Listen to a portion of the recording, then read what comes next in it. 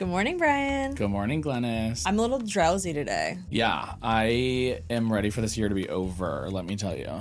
It's occurring to me, before we started to record, I said to you I had a crazy dream. And you know why my dream was crazy? Tell me. Because I read the Vanity Fair article right before I went to bed, and those close-ups of the faces. Nightmare. Let's get into it.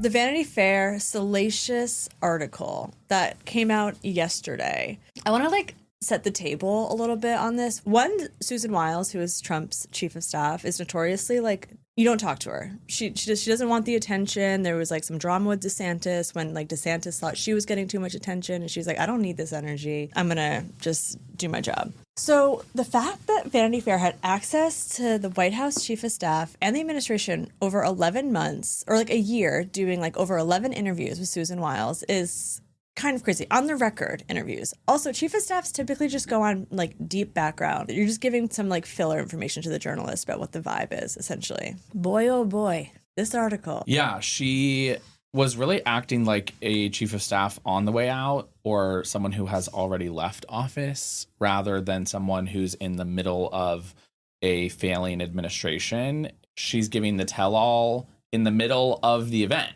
rather than in the testimonial on the reality show after the fact. She's doing it in real time over the course of these 11 months. And some of the things that she's dropped, she compared Trump to an alcoholic. She said that J.D. Vance has been a conspiracy theorist for 10 years. She talked about Elon Musk microdosing. It's a wild, wide-ranging condemnation of large parts of the administration. Yeah, and I don't really think she viewed it as a condemnation. I think she viewed it as these are just the facts. And it kind of looked like she was in the J.D. Vance, Marco Rubio 2028 battle, propping up Marco Rubio a little bit over J.D. Vance. She said that his conversion from Trump critic to political ally was sort of political and not really on principle. She called Russell Vought, who we all know is architect of Project 2025, a right-wing absolute zealot. That's right.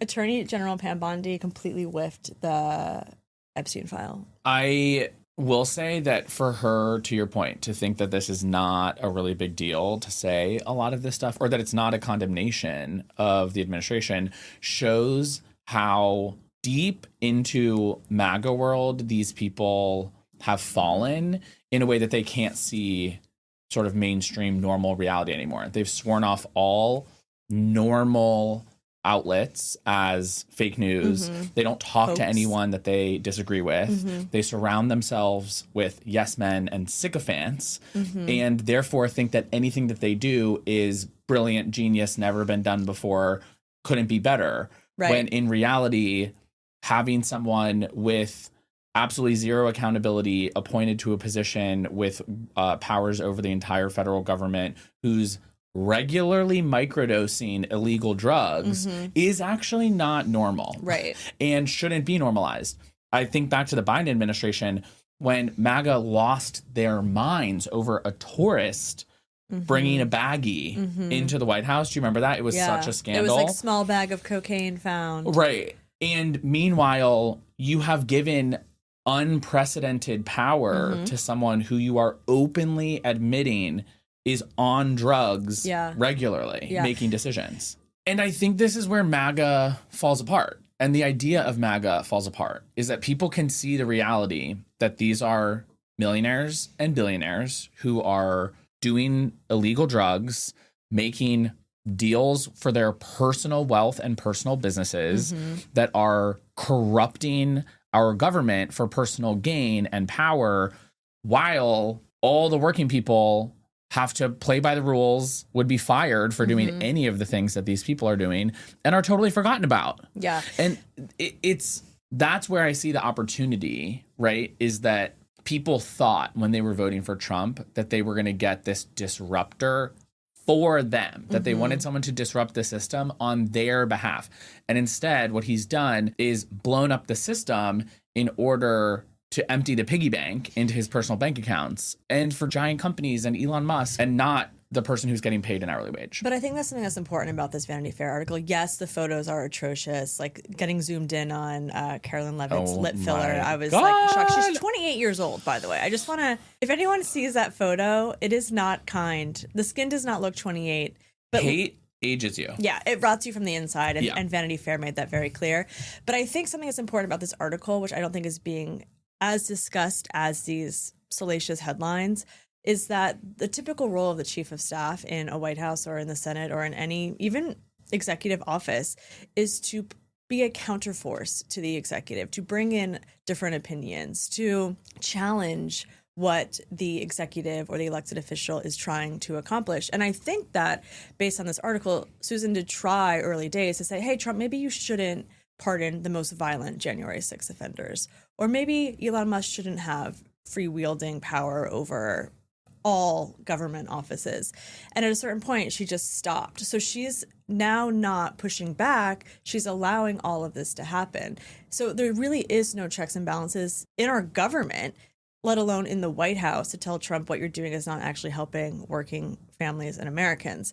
So it was juicy. I read it. I think everyone should read it. Yeah. The other thing that Vanity Fair highlighted for me was that the Trump administration is stuck with the people that they have in office because they see any turnover in personnel as a loss or like as giving up to the media or the establishment, to giving in. And that means that whenever something terrible happens and someone in the administration has made a huge mistake and should be fired, they double down on that person instead and bring them closer and closer. Kash Patel, really good example. Pete Hegseth, a really good example, where it would actually advance their agenda to remove these people who are just objectively terrible at their job. Yeah.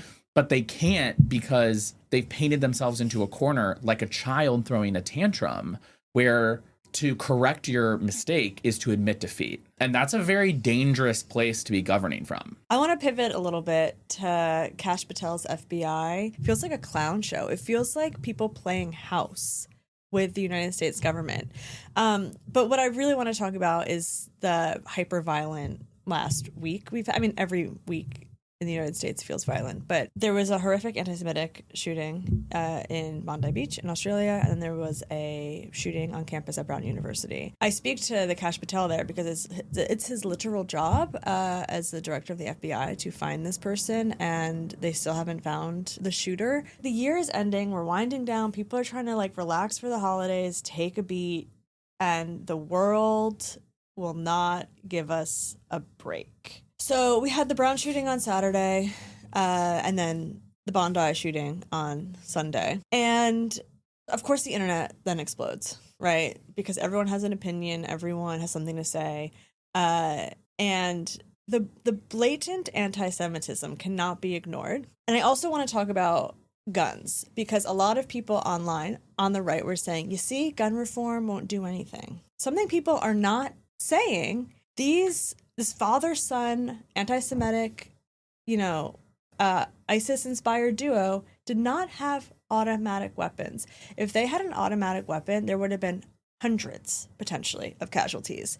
So it is so lazy. It's really frustrating to me that Americans who are, pro-Second Amendment, pro-automatic weapons, try and use situations like this to be like, you see, gun reform doesn't work. It's like, no. Well, Australia is also the greatest example of why it does work, right? Because they had a shooting in the 90s, early 2000s, completely changed their gun laws as a result. And there have been almost zero shootings since then. It's incredibly rare in Australia. And as a result of this one, that again was a very rare incident, they're changing it again. Well, and they're going to make it about changing right. It again, But they're going to make it harder. So it's just a natural, logical flow of events that works everywhere in the world, except for the United States. Yeah. That when there are mass casualty events involving weapons, that those weapons are typically restricted in some capacity. Yeah, I don't even know what to say anymore, honestly. Yeah, on the anti-Semitism front,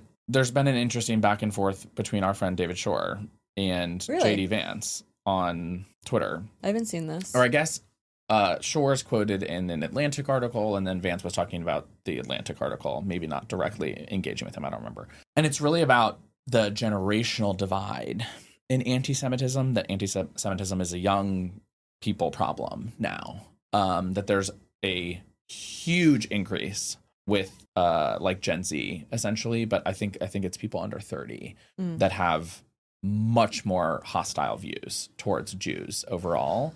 And that's, I mean, as a Jewish person, extremely concerning. Mm-hmm. Yeah, but I zoom out and I think about COVID. I think about the internet. I think about bots. I think about the worldviews that are being put in front of people who are online all day. The Nick Fuentes of it all. He is a vehement anti-Semite, and he is on millions of screens every single day. I don't have the solution. I mean, part of the work that I do is to build new media channels and have, invest in creators and personalities who are presenting a progressive and universal human rights centric worldview. But it's a real problem. I think a big chunk of it is definitely because MAGA, which is now the Republican Party, has openly embraced Nazism, right? That that's no longer a taboo in the Republican Party. To say that you identify with the ideology of being a Nazi is something that does not disqualify you from being a mainstream voice in the Republican Party. Like, that's just a fact. Like the Nick Fuentes? Like Nick Fuentes, right? Like the entire Groyper movement. I mean, lots of big Republican names are regularly platforming people who have public association with like neo-Nazi movements. The National Patriot Front is like part of the Republican coalition now and marches around with Nazi flags. It's crazy. Like it's not a fringe extreme. They have embraced it. And Trump really is careful in his language, which he never generally is, in order to make sure he's never excluding those people from the movement or calling them out in a way that makes them uncomfortable. At the same time, I say it's a horseshoe because the extreme left is also embracing anti-Semitism, right? And no, not all criticism of Israel is anti-Semitic, but the floodgates have opened, particularly around the war in Gaza, that moved a lot of people into a zone that can only be described as anti-Semitism. I think we have to be able to address on the left to say lots of people are seeing horrific things happen and coming to conclusions that far go beyond the actions of the government in Israel and suddenly become a war on Jews all over the world. And that's a big part of, I think, the upswing in anti-Semitism on the left. And so it's a horseshoe for me. Yeah. With the advent of short form, with the way that, again, these people like Nick Fuentes, Candace Owens even, are being supported and uplifted by members, like legitimate elected officials. It's very, very dangerous territory. And I do, to your point, think there's a way to be hypercritical of the Israeli government without being anti-Semitic. Totally. And I will repeat again, criticism of Israel does not equate to anti-Semitism. I think that we should be critical of the human rights violations and horrific violence, and also be able to say that doesn't equate to someone on a bus in LA saying you should be in a gas chamber to like a random Jew, which was this super viral video that I saw this week. Oh, that's not it. That's not A to B. Yeah. Right. And for a lot of people it is. For a lot of people it is like, oh, Israel is committing genocide and therefore I need to hate all Jews. And we're seeing it all over the internet because more and more people are feeling more empowered to say it out loud. There's another video that went viral yesterday of someone who was doing man on the street content asking about infrastructure and roads. And he's like, why do you, I don't even, this is not correct fully, but he was like, why do you think the buses are slow? And the kid was like, Jews. Straight-faced. Yep. As a Gentile, I'm not even comfortable saying Jews. Okay? Like, it stresses me out. I'm like, the Jewish people. It feels like Wait, that's funny. You can definitely say Jews. That's not a bad word. And also... But it's become, like, perverted because people are using it in such a negative connotation. And I want to be like, you can't. It's crazy. Wait, that is legitimately funny. No, I don't say it anymore. You can absolutely use Jews as a noun. Jewish people. It's something that I feel more people should openly talk about. I do feel like there's a fear of saying the wrong thing in these spaces, and therefore you don't speak up. But I'm talking about the war. I'm talking about how you can stand up for the Jewish community. and not be labeled a Zionist. You know, that's happened to me, or I've said, you know, well, let's look at the history here of why Israel was even founded. And, you know, then they're like, oh, well, you're a Zionist. And I was like, yeah. You know, everybody say Jews. Everybody say Jews. Oh my God. Okay, I want to close this out. ACA. So MAGA Mike Johnson said no more votes. We're not going to do anything to help you here. Everyone who has increased premiums, you got a text message, you got an email, you got a phone call that your premium was due because on Jan 1, if it's not paid, you don't have health insurance. So everyone has paid now or will pay their new premium, and people are going to be hurting. Yeah. Millions of people are going to lose healthcare entirely, and millions more, most of us, will have increased premiums. The stat is 2 million people, they think. They being like OMB, the academic groups also that do this. 2 million will lose their health insurance next year, and then over the next decade, an additional 3 to 4 million, potentially 4 million will lose their health care, all going uninsured.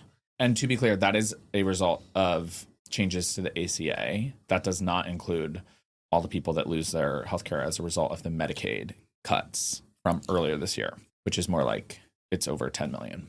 It makes me sick to my stomach. It really does.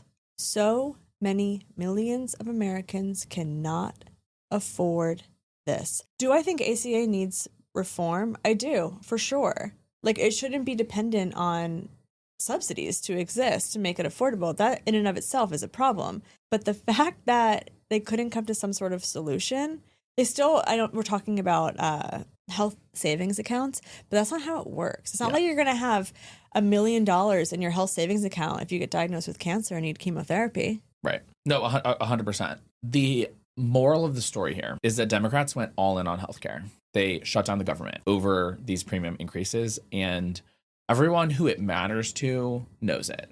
The vast majority of people know that Democrats were organized around this issue, and that it's really the only thing that Democrats have been talking about for 60 plus days, 90 days at this point. Republicans have been painted into a corner such that they're saying they're going to spend the first 6 months of 2026 on healthcare as an issue because people are so outraged. Republicans are saying this? Republicans are saying this, that they want to focus on healthcare next year. Will they? Probably not. But it shows that the pressure has been applied to a degree that we haven't really seen in Trump 2.0 to force their hand on an issue like this, because typically they're dictating the terms.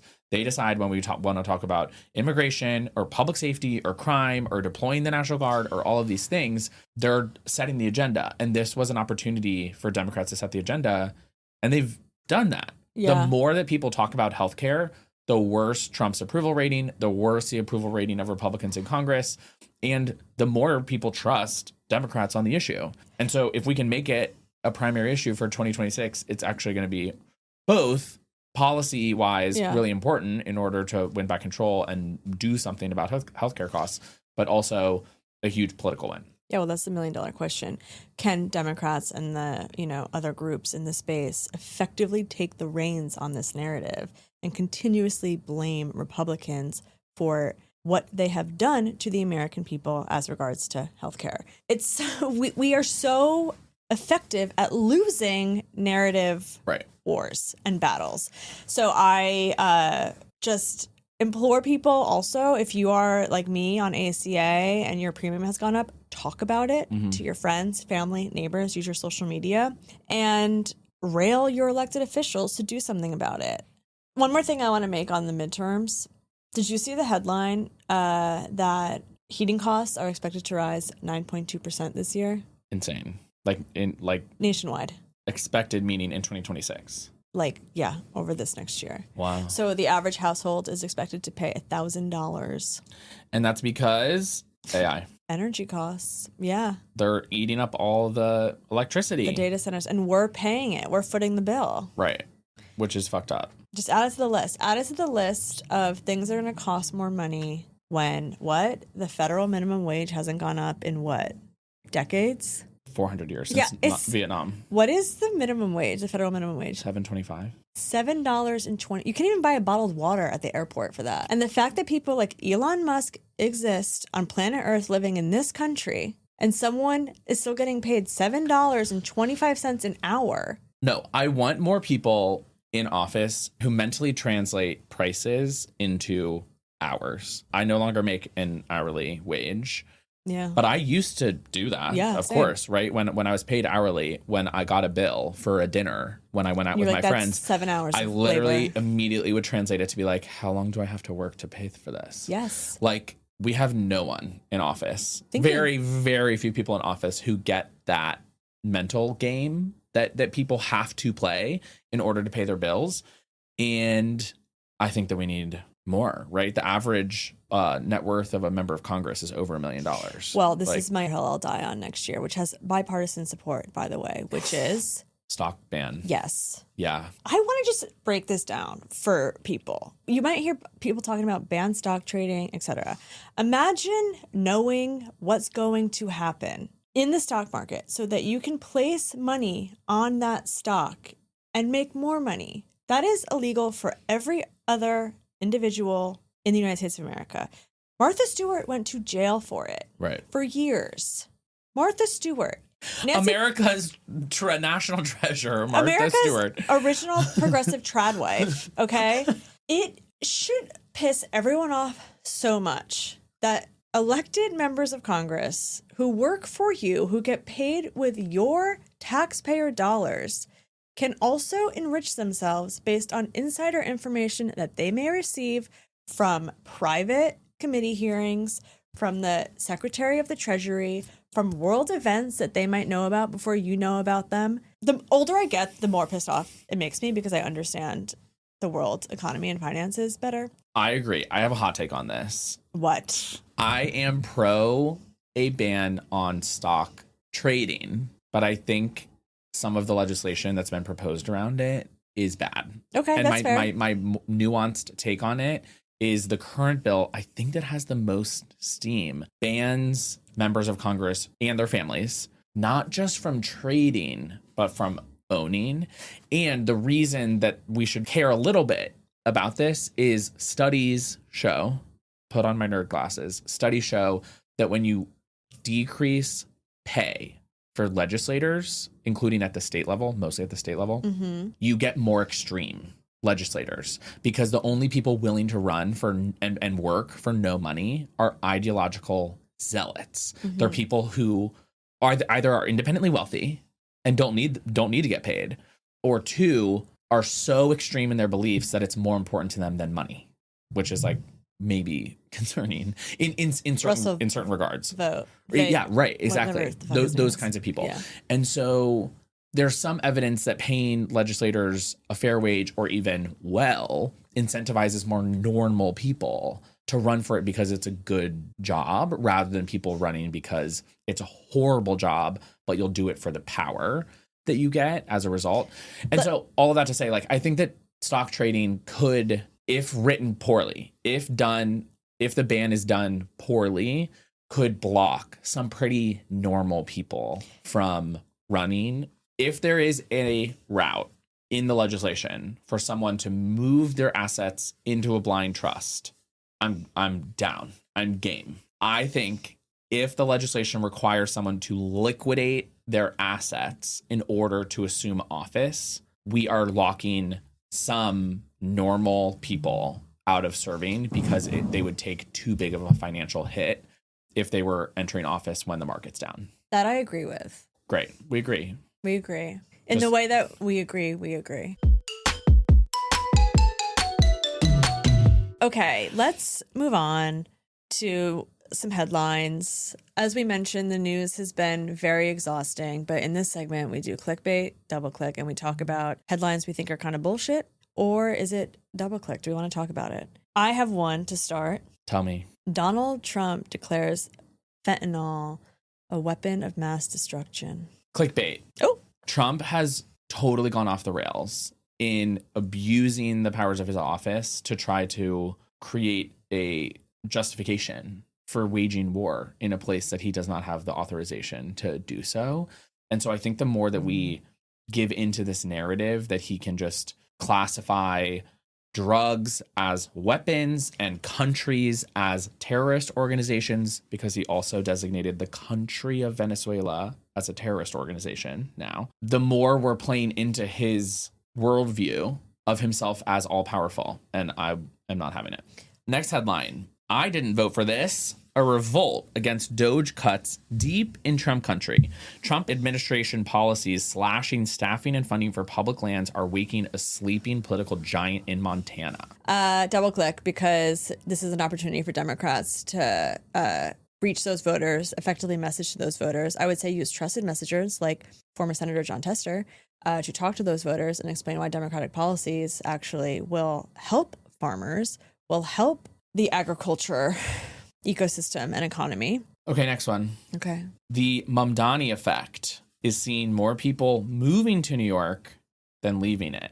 Sales of luxury homes in the Big Apple priced above $4 million were up 31% in November compared to October. Double click, because that's not the Mamdani effect I want. That means real estate's going up. It's more expensive. We have a problem in New York City around affordable housing. Yeah.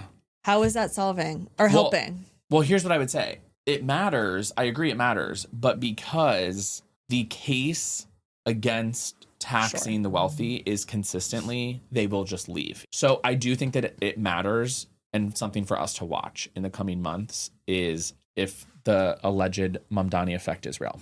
I don't know anyone. I know a lot of wealthy people because of my career, my job. Yeah. And I don't know anyone planning on leaving. Okay, I have a headline.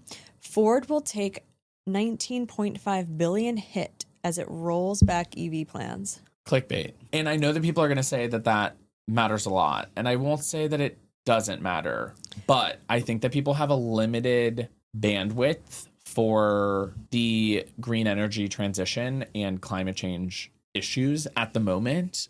And we should focus all of our attention on oil and gas, which have essentially been given a blank check by the Trump administration to do whatever they want. They're renewing all kinds of like pipelines and drilling, while at the explicit direction of oil and gas companies shutting down all wind and solar projects. And I think that ultimately has a greater impact and is more important than EV transition. Okay. President Donald Trump signed an executive order aimed at limiting state-level AI regulations. I don't know what that means.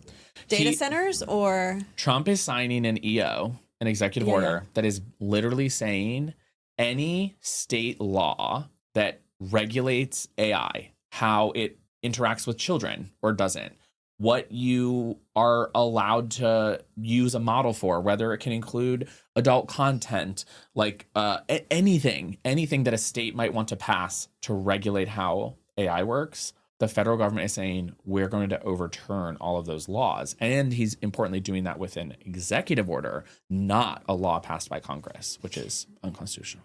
Yeah, I mean, it's clickbait in that, like, add it to the list. But to your point, it's unconstitutional and like so much for states' rights. Right. 100%.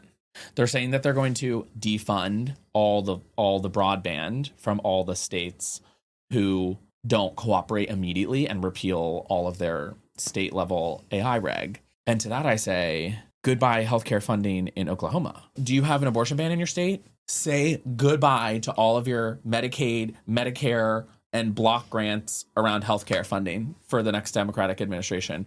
Repeal your abortion policy. Mm-hmm. Repeal your abortion ban if you want money. I'll also say it's a little frustrating given that with the Inflation Reduction Act, I know that we put hundreds of millions, if not billions of dollars into broadband infrastructure across the country for people who did not have access to it, which we take for granted living in the city of New York. Some people don't have access to fast internet. It's just really frustrating as a taxpayer how our money is just like wasted by the United States government. Okay, next one. Trump to sign executive order reclassifying marijuana.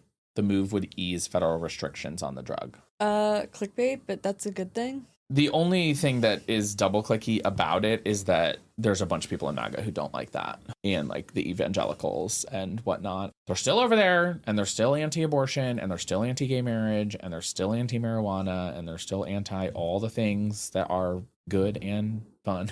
And they don't like that. So it further splits MAGA world. Okay. We'll take it. We'll toke it. Oh!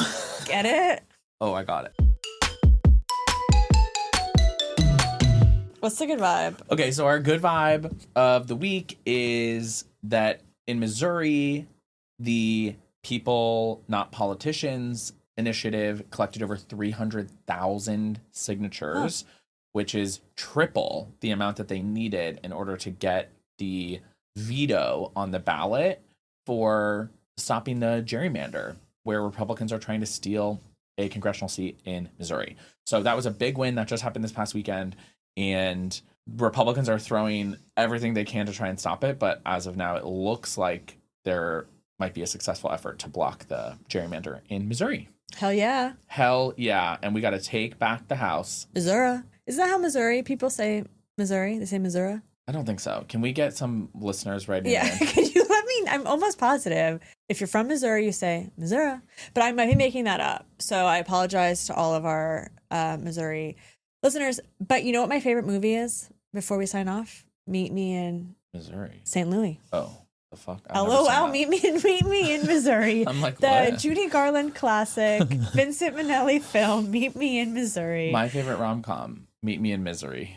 You know. Okay. Well, with that, everyone, we will talk to you next week for a very special Christmas episode. Ho, ho, ho. Happy Hanukkah. Vibes Only is a production of Vibes Only the Podcast, LLC, produced by us, Glennis Meagher and Brian Derrick, with audio producer Baze Hohen and digital producer Maddie Hart. We want to hear from you. Send us voice notes, drop a comment, and if you're vibing with the pod, share it with your friends. Don't forget to like, follow, and subscribe wherever you get your podcast. We'll see you next week. See ya.